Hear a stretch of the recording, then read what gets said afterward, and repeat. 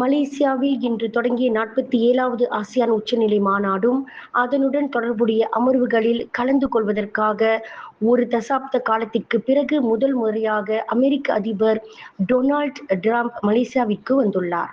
Kuala Lumpur அனைத்துலக விமான நிலையத்தில் ஏர்ஃபோர்ஸ் ஒன் தரையிறங்கியதும் பிரதமர் டத்தோஸ்ரீ அன்வார் இப்ராஹிம், அவரது மனைவி டத்தோஸ்ரீ டாக்டர் வான் அசிசா அவர்களால் அதிபர் டிரம்ப் உற்சாகமாக வரவேற்கப்பட்டார்.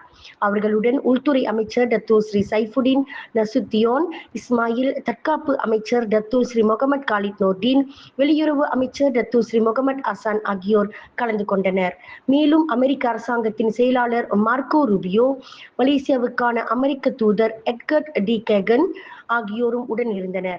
இந்த வரலாற்று சிறப்புமிக்க சந்திப்பின் போது பிரதமர் அன்வார் இப்ராஹிம் முன்னிலையில் சர்ச்சைக்குரிய எல்லையில் அமைதியை மீட்டெடுக்கும் விதமாக தாய்லாந்து, கம்போடியா ஆகிய நாடுகள் கோலாலம்பூர் அமைதி ஒப்பந்தத்தில் கையெழுத்திட்டன. தாய்லாந்து பிரதமர் எனிட்டின் சார்னி விராக்கல், கம்போடிய பிரதமர் ஹன் மெனட் ஆகியோர் கையெழுத்திட்ட இந்த அமைதி முயற்சிக்கு பிரதமர் அன்வார் இப்ராஹிம் ஆற்றிய முக்கிய பங்கை பற்றி அதிபர் டிரம்ப் பாராட்டினார்.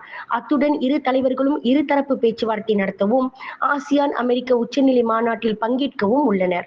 ஒட்டுமொத்த வட்டாரத்தில் அமைதி நிலைத்தன்மையை உறுதி செய்வதில் மலேசியா கொண்டிருக்கும் அசைக்க முடியாத உறுதிப்பாட்டையே இந்த நிகழ்வு பிரதிபலிக்கிறது. இந்த மாநாடு அக்டோபர் 28 வரை நடைபெறும். விண்வெளியில் மேலும் செய்திகளை தெரிந்து கொள்ள கீழே இருக்கும் பெல் பட்டனை அழுத்துங்கள். உங்கள் ஆதரவை வெளிப்படுத்த லைக் மற்றும் ஷேர் செய்யுங்கள். தொடர்ந்து விண்வெளியுடன் உங்கள் பயணத்தை தொடர்ந்திருக்க சப்ஸ்கிரைப் செய்யுங்கள்.